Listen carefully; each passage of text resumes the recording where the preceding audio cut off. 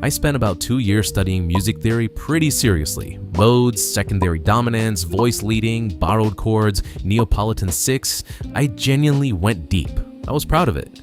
And then I'd open my DAW and sit there and make the same 4-chord loop I always made, because none of what I'd spent all that time learning had any obvious connection to what was actually happening on my screen. It took me an embarrassingly long time to figure out why. Almost all music theory content is built for people reading sheet music and playing an instrument in real time. The vocabulary, the examples, the exercises, all of it assumes you're at a piano working through a classical piece or a jazz standard. If you're building tracks in a DAW, dragging MIDI notes into a piano roll, working from samples and loops, most of that content is speaking a language that doesn't map to your workflow. It's not wrong, it's just aimed somewhere else. So I had to work out what actually mattered for the way I produce, and it turned out to be a short list. The first thing is keys and scales, but not as an academic exercise, as a practical filter. Every session you pick a key, and that key gives you a pool of notes that all work together.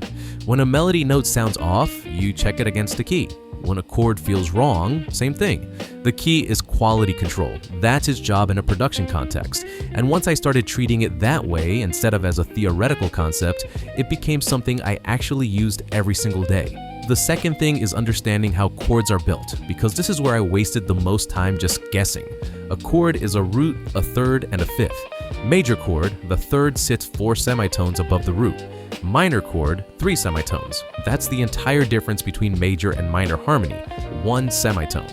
Once that's in your hands and not just in your head, you stop dragging notes around hoping something sounds right, and you start making deliberate choices. The third thing is the number system, and this is the one that actually changed how I work session to session.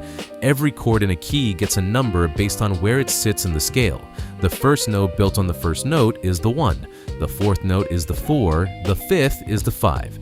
The reason this matters is that chord relationships are identical across every key. A 1-4-5 in C major feels exactly like a 1-4-5 in F sharp minor, just transposed. So instead of memorizing chord names across 12 different keys, you memorize the relationships between numbers, and you can work in any key immediately. Most songs you know are built on the same 3 or 4 number combinations. Learn the relationships, not the names. The fourth thing is tension and resolution, and this is what separates a chord progression that moves somewhere from one that just repeats. The 5 chord wants to resolve to the 1. The 7th degree of the scale pulls toward the root.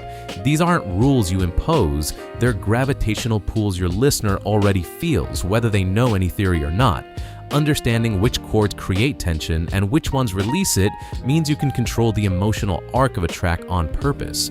That's the architecture underneath every drop, every chorus, every moment in a song that actually lands. 2 years of studying, and these 4 things are what show up in my work every single day. Everything else I learned was interesting and mostly irrelevant until I hit a specific problem that needed it. Start here, build something real with just these tools, and you'll know exactly when you need to go deeper.